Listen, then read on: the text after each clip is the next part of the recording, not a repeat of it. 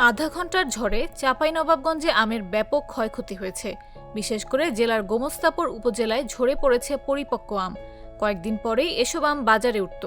এসব আম বিক্রি হচ্ছে মাত্র ৩.৫ টাকা কেজি দরে। এতে দুশ্চিন্তায় দিন কাটছে আম চাষিদের।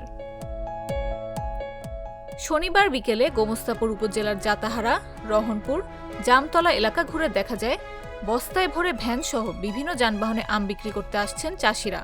আর রাস্তায় বসে এসব আম ৩.৫ টাকা কেজি দরে ক্রয় করছেন ব্যবসায়ীরা। এগুলো আম সব ঝড়ে রাত্রে পড়েছে, আমরা ৩.৫ টাকা কেজি করে নিচ্ছি। এগুলো ৩.৫ টাকা কেজি করে নিচ্ছি। আম আমরা ১৮০ টাকা মন কিনছি। আম বৃষ্টিতে ঝড়ে পড়ে গেছে, সব বাড়িতে সব জনগণ নিয়ে এসছে কুড়িয়ে আমরা কিনে নিচ্ছি। গোমস্তাপুর উপজেলার আম চাষি আজিম আলী বলেন, গত রাতে এই উপজেলায় ব্যাপক ঝড় বৃষ্টি হয়েছে। এতে গোলাভোগ, আশ্বিনা, ক্ষীরসাপাত সহ ঝরে পড়েছে।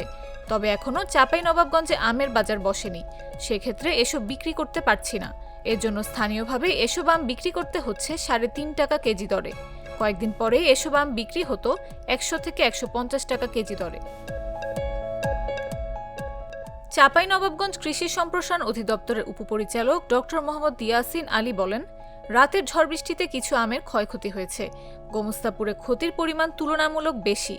এসব আম তেমন কোনো কাজে না আসায় কম দামে বিক্রি হয়।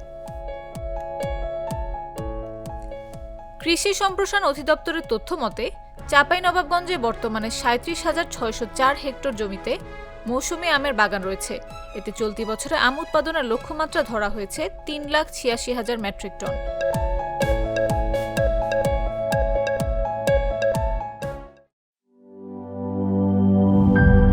নাটা জেলি আর পানীয়র এক অসম কম্বিনেশন ড্রিঙ্কো। চিল থাকতে চান, ড্রিঙ্কো চাবান।